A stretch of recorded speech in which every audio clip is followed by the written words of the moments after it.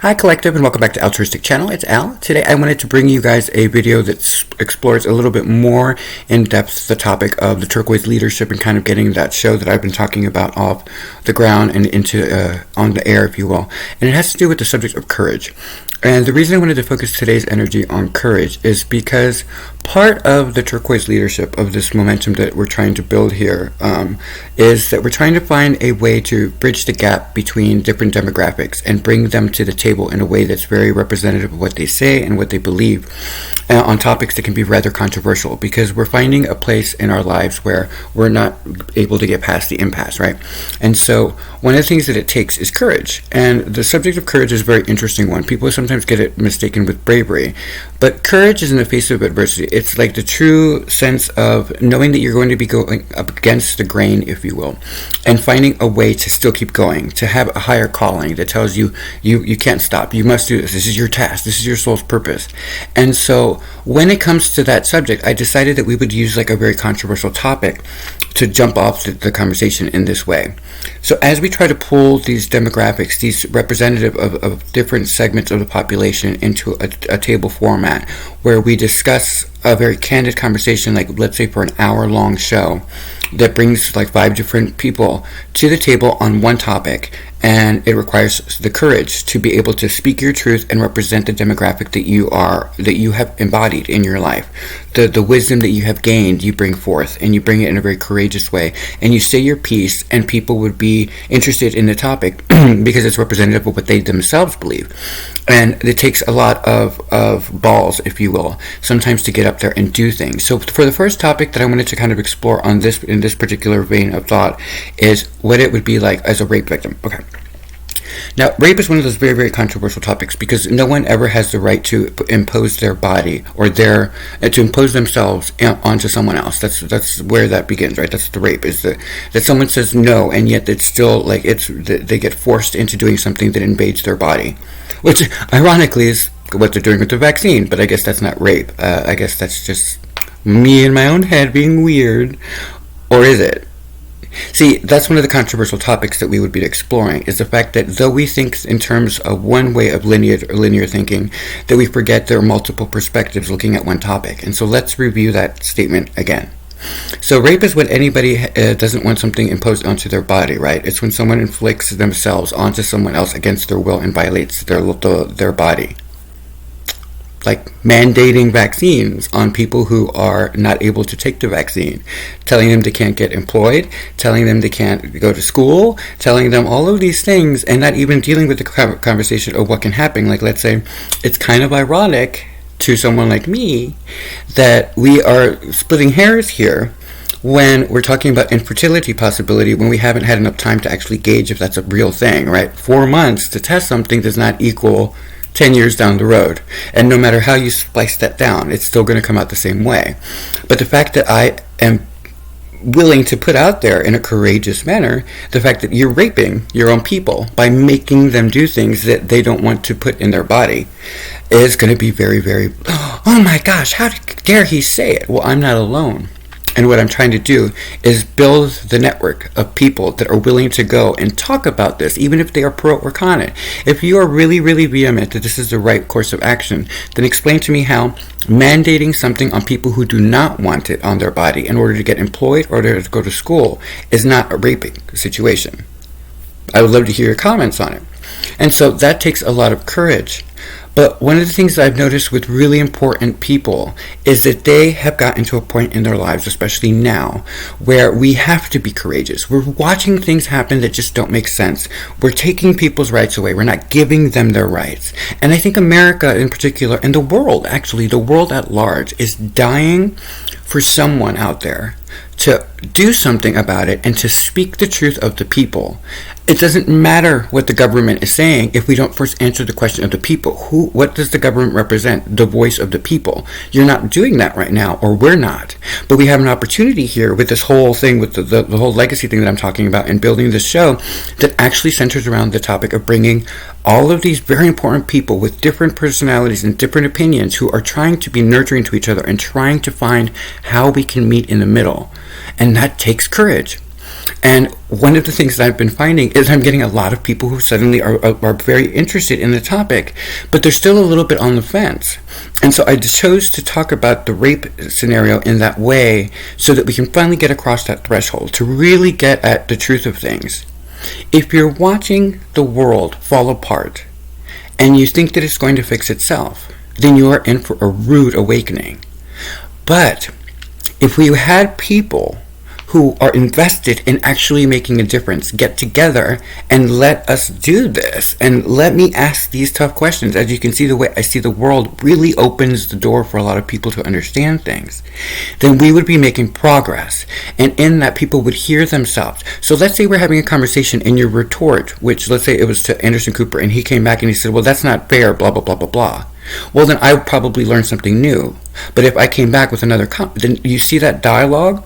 Everyone in the world would be interested in that conversation because it's not shying away from topic. It's not being endorsed by special interests. It's not being somehow manipulated into believing one thing. It's an open forum with people who actually probably really like each other, but that have differing opinions. And some people will be the devil's advocate and some people won't. I'm really good at it. One of the things I learned in debate classes, I can take the opposing side and win the argument, even though I completely disagree with what I'm saying. That takes brilliance. But the thing is, it's not brilliance in the same way that other people do. I'm not competitive. I want truth.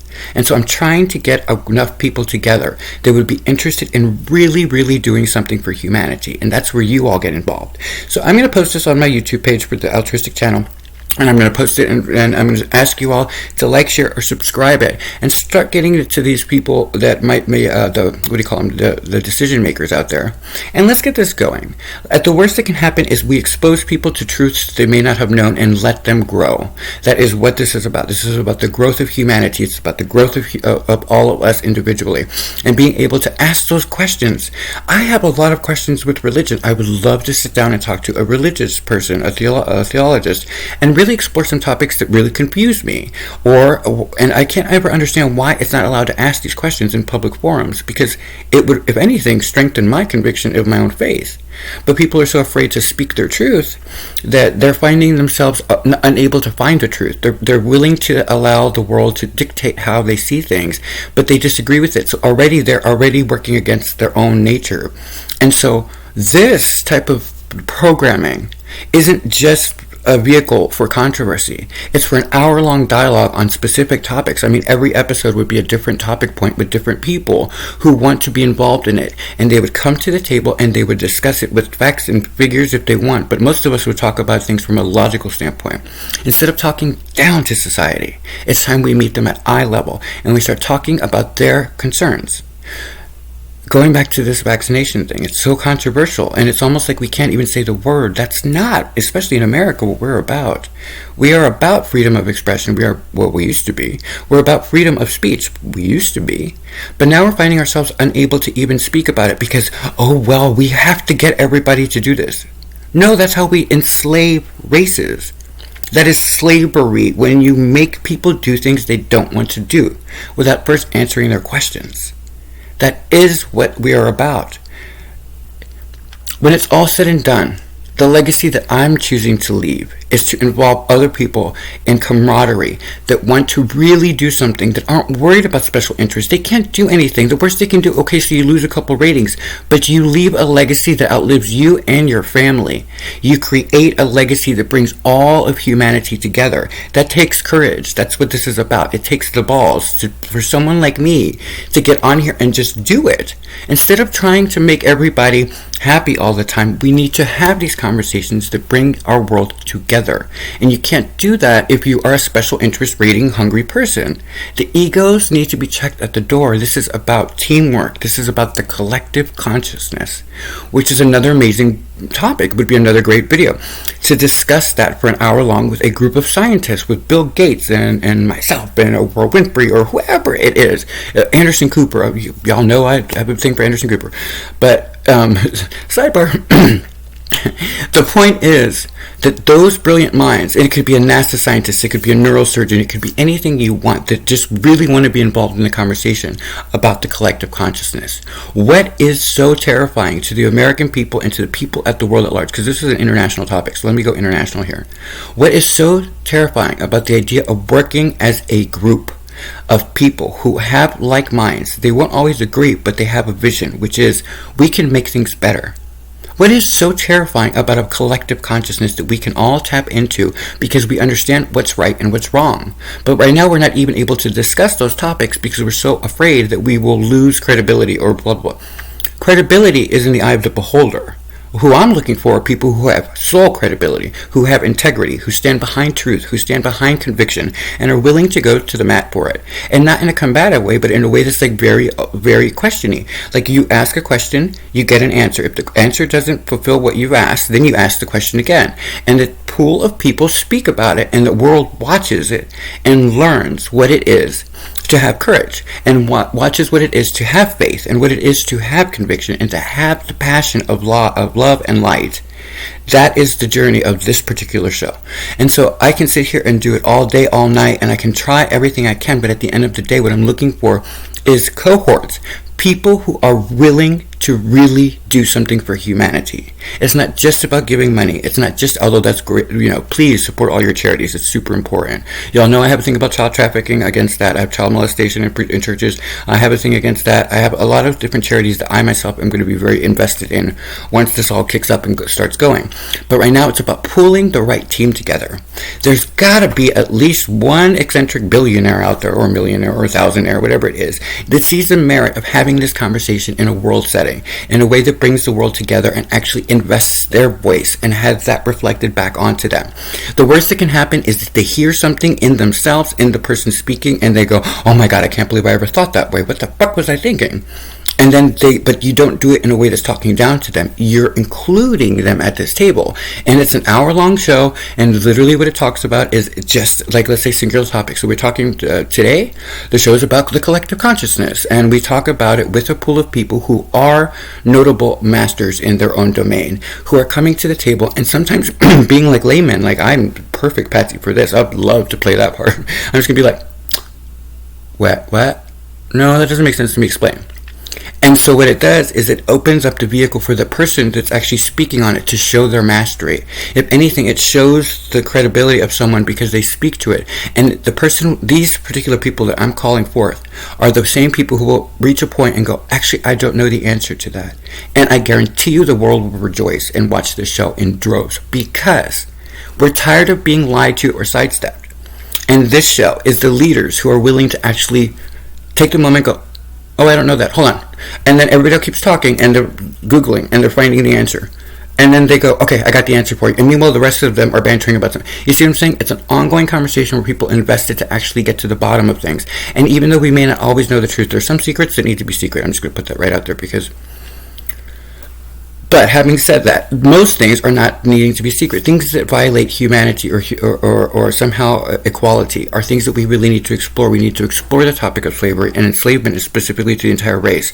We need to start banding people together about sexism and why that's still prevalent. Because, hello, women are equal. I don't understand what the confusion is. So why are we still having this issue? And we need to bring those brains together and really look at it and break it down. Talk about the subtopics, which is like, it's hard to endorse feminine power when they sometimes are fighting for superiority, when they talk shit about it. But we're not willing to have these conversations because people get, oh my God, you're being offensive.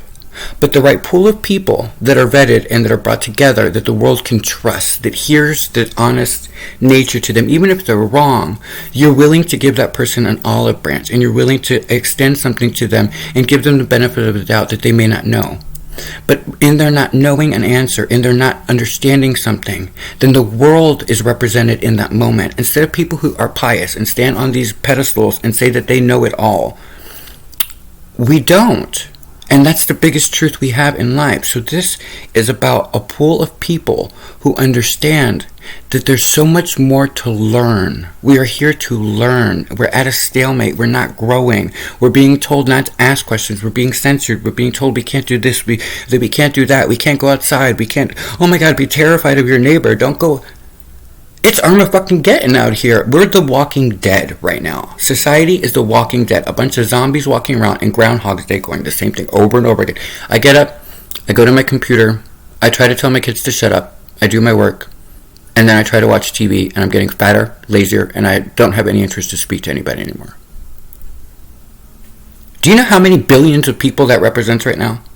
Is that acceptable to this leadership? Is that acceptable to you famous people? Is that acceptable to you investors out there who are waiting for something that really will change the world? I'm telling you, this is a golden ticket. It's a ticket. Woo!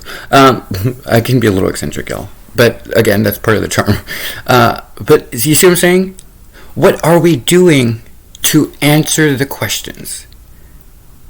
If you're living in a censored community where you can't even say the P word without something happening, if you contradict information based on their own website, which I ran into myself, I have firsthand experience with this.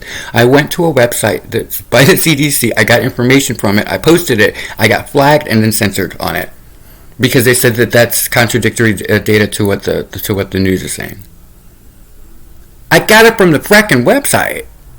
Nobody's outraged by that. Everybody's just so docile. Everybody's like, but everybody's miserable. Everybody's unhappy, and everybody's in Groundhog Day, and everybody's just, they're like, I don't know what to do anymore.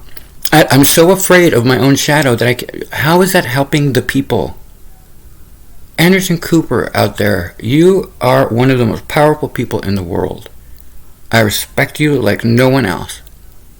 You are one of the only people that's out there trying to find, why is that?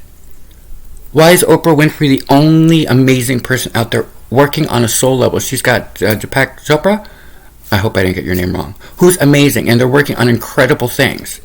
It's not getting the attention that it probably should get. I mean, and these are, and it's not like I shouldn't say that because people are going to get like all mad that I'm like saying something. It's not that. It's that the world should be invested in the soul.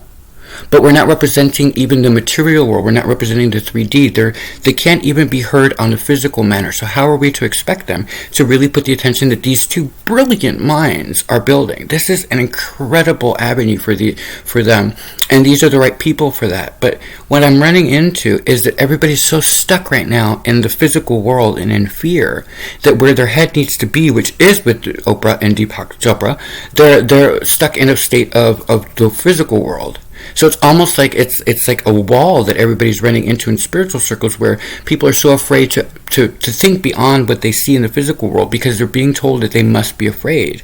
But for us at this vibration, those of us who are interested in this program, for you investors, for you billionaires, for you millionaires, for you TV executives, whoever you are, for the person who's in my network that loves to see my stuff, let's start sharing it. Let's start talking about this. We need answers. If we get the answers, then we can evolve and involve other people. That is the beauty of this particular thing. It's not like I'm just sitting here trying to be famous. I'm already famous in my own head. I'm good. Woohoo! But what I'm saying is this is about humanity. They need to hear their own voices, and they need to hear it now, not later. We can spend hours on production. It doesn't change the value of what you're speaking to. Truth will always shine brightest. It is one of the blessings that God has given God, Allah, whoever you believe in, source, spirit, that has given every single human being, is the fact that we know that truth will always win out. It doesn't matter if people are inconvenienced by it at first. Inconvenient Truth was an amazing example of that. Look at the power that had. And look at how it changed the world. Yes, special interests are still small dick personalities and running around doing stupid shit. But that doesn't mean that the majority of the world isn't already invested in making it better. Why aren't they being represented? What is the fear that we'll lose ratings, that we'll lose money? You don't understand what's happening here. The money world is falling apart. The bottom's going to fall. We know that. That's not fear tactic. That's just normal sense. It's called inflation. And if you're in an economic standpoint where we are right now, then you understand that something's coming. So how do we better prepare people spiritually? Well, first we start addressing the concerns of what's going on in their material world. Concerns about why they should be afraid or why they shouldn't be afraid. What are the people who are, what are the breakdown of the numbers of actual people who have underlying conditions that have passed away from this? And then look at the people and the actual numbers with names and someone who does an independent study of the findings that they're presenting in order to keep a checks and balances. That's all. We're not saying that they're doing anything wrong, but if there's nothing to counterbalance, if we're not allowed to ask questions, if we're not allowed to go for it, then how the fuck are we ever going to know the truth of things? We can't ever settle into ourselves, and so we can't ever be the evolutionary selves that we're being called to be. I'm telling you guys, this show will change the world. Because I'm willing to ask these questions and put them in ways that make sense to you all. You all know that we're being called by the divine to do something better for humanity. We are at a cross point. Are we going to make it or not? Are we going to take accountability and start asking the tough questions of each other and of the representatives and pull their shit? If they're not ready, if they can't handle it, then they're the wrong people for the job. This is going to be one of those evolutionary jumps where either we make it or we don't. And one of the things that we can do to help the brilliant minds that really are going to change the world, like Oprah Winfrey, Deepak Chopra, Anderson Cooper, and all of that, we do it through this. And so that's what I wanted to bring you guys today, and I just wanted you guys to share that with anyone. If you like, share, and subscribe, that would be really appreciated. Let's get this going, and let's really be heard. It's time.